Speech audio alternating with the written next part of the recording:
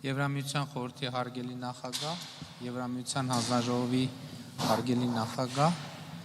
ողջունում եմ կրկին ձեզ Հայաստան Եվրամիություն առաջին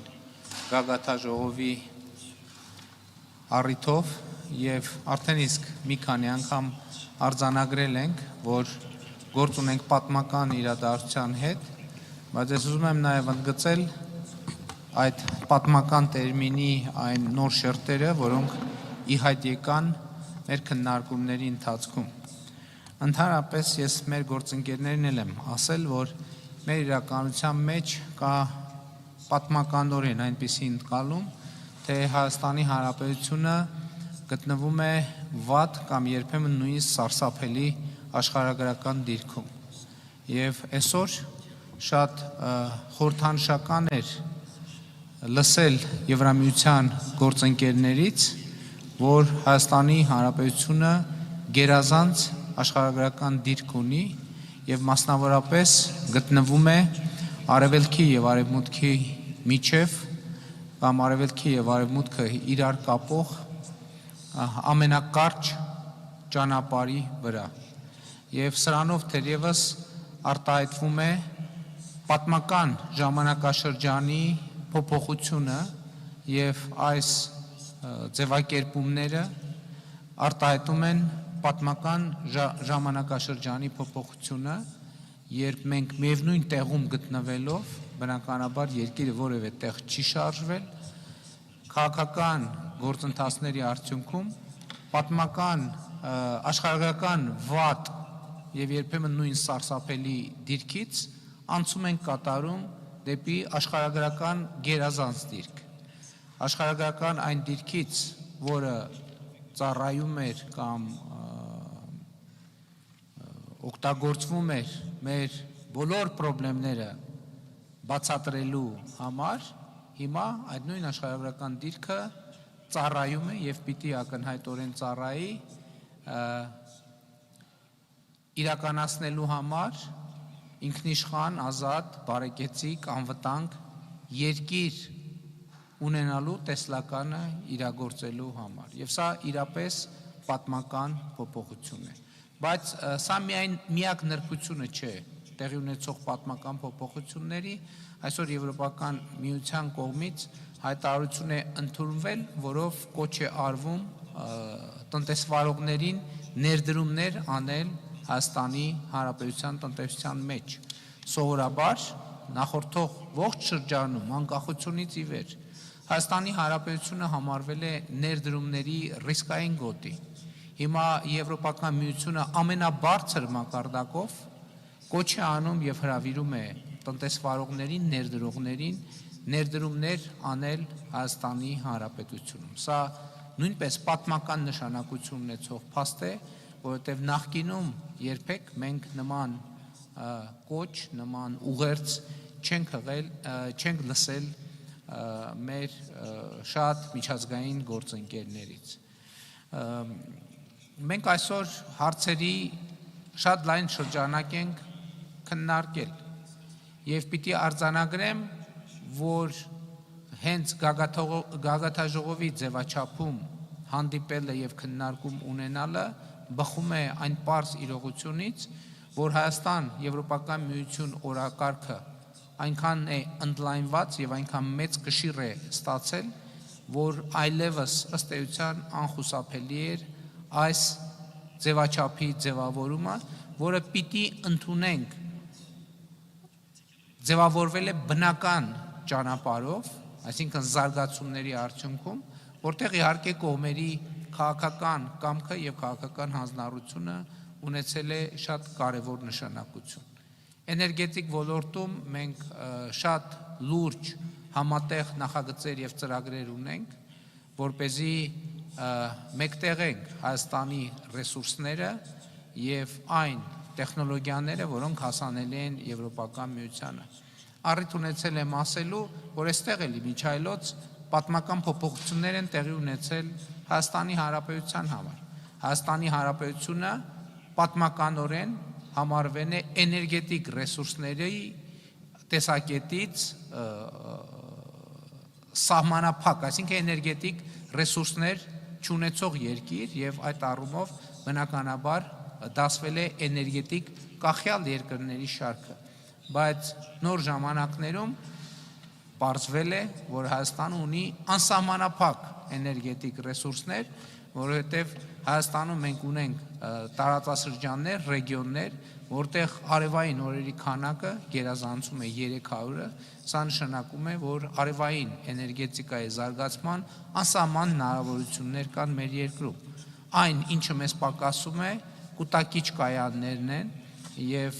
ես շնորհակալ եմ Եվրամիության մեր գործընկերներին կուտակիչ կայանները Հայաստանում զարգացնելու ուղղությամբ մեզ աջակցելու պատրաստակամության համար։ Իհարկե, սրանք էներգետիկ ոլորտում արվող առաջին եւ առաջիկա քայլերն են, բայց պիտի նաեւ արձանագրեմ, որ կուտակիչ այլ տեխնոլոգիաներ կան, որոնք հենված են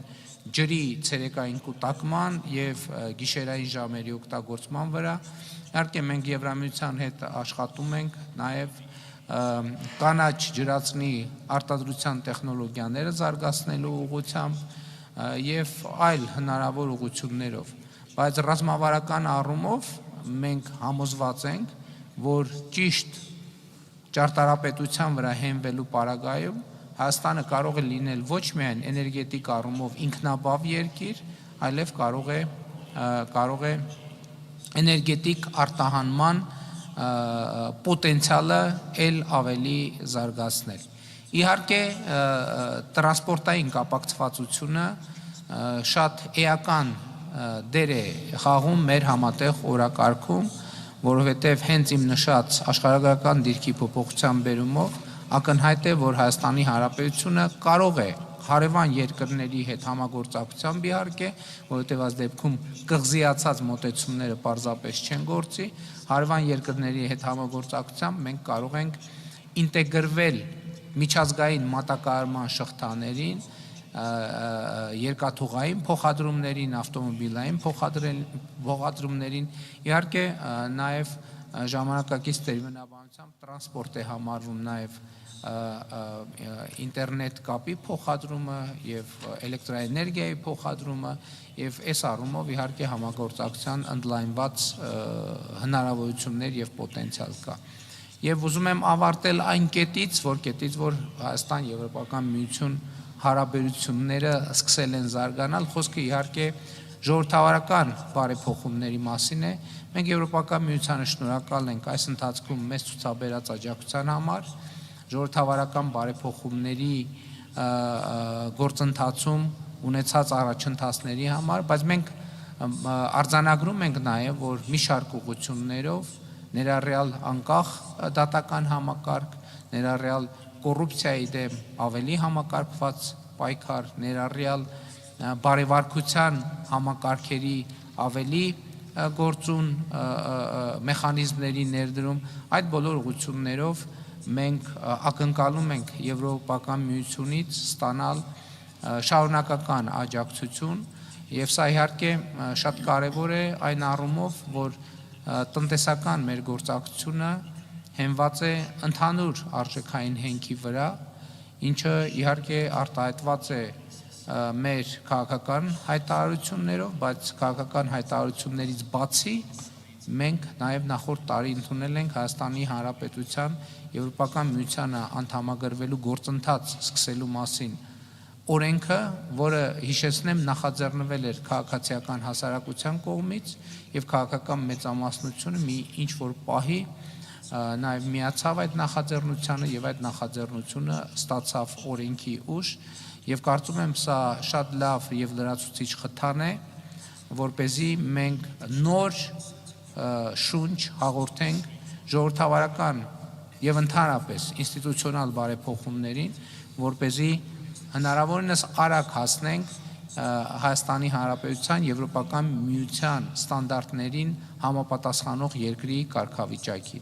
Նախկինում ասել եմ, հիմա էլ եմ ուզում ընդգծել, սա մեր միջանկյալ հիմնական նպատակն է, որովհետև մենք հասկանում ենք, որ որևէ երկիր չի կարող Եվրամիության լիիրավ եւ լիարժեք անդամ դառնալ առանց Եվրամիության ստանդարտներին համապատասխանելու։ եւ հետեւաբար մեր առաջնային խնդիրն է նախ համապատասխանել Եվրոպական միության ստանդարտներին, իհարկե Եվրոպական միության մեր գործընկերների աջակցությամբ։ Երբ մենք արդեն լիարժեք համապատասխան կլինենք Եվրոպական միության ստանդարտներին, այդ պարագայում մենք ունենք երկու տարբերակ, կամ մեզ կընդունեն Եվրոպական միություն, ես սա ինչու եմ ընդգծում, որովհետև դա քաղաքական որոշման հարց է, Եվրոպական միությունը ինքը